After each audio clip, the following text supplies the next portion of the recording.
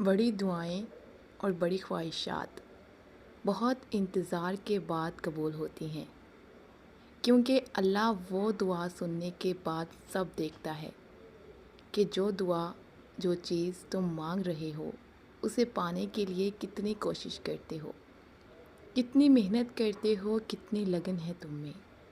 جس چیز کو تم جتنا چاہو گے اللہ اسی طرح وہ چیز تمہیں دے گا۔ وہ کہتے ہیں نا کہ اگر کسی چیز کو دل سے چاہو تو پوری کائنات اسے آپ سے ملوانے میں لگ جاتی ہے۔ اگر تم کوئی چیز پانا چاہتے ہو، اس کے لیے تم تہجد میں دعائیں مانگ رہے ہو، تسبیح کر رہے ہو، انتظار کرنا پڑ رہا ہے، مگر پھر بھی صبر کر رہے ہو، اپنی چاہت ملنا ناممکن لگ رہا ہے، لیکن جب اللہ کو سوچتے ہو تو ممکن پہ یقین ہونے لگتا ہے۔ تب اللہ پاک معجزے کرتے ہیں۔ دعاؤں کو تمہارے بنانے سے پہلے یہ دیکھتے ہیں اللہ تعالیٰ کہ تم کتنی لگن سے مانگتے ہو۔ کیا جو چیز تم مانگ رہے ہو وہ واقعی تمہیں پیاری ہے؟ وقتی محبت، وقتی پیار، وقتی لگن تو نہیں؟ جو چیز بھی مانگے اپنے رب سے یقین کے ساتھ مانگے۔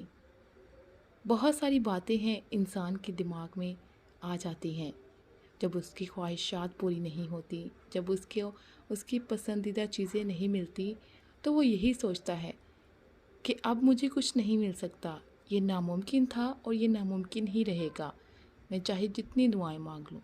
مگر یہ بہت غلط بات ہے۔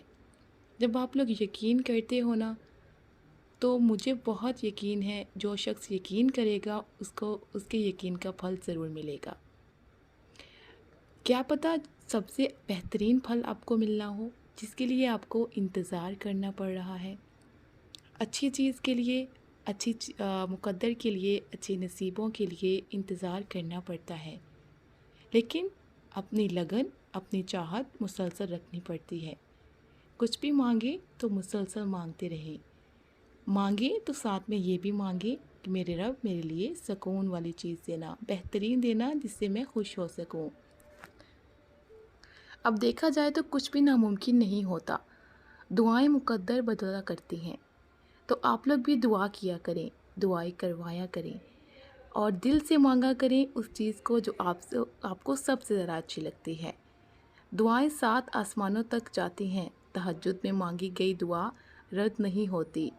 تو تہجد میں دعائیں مانگے، سب کے لیے یہی دعا ہے کہ اللہ تعالیٰ سب کی جائز دلی خواہشات کو پورا کریں، آمین۔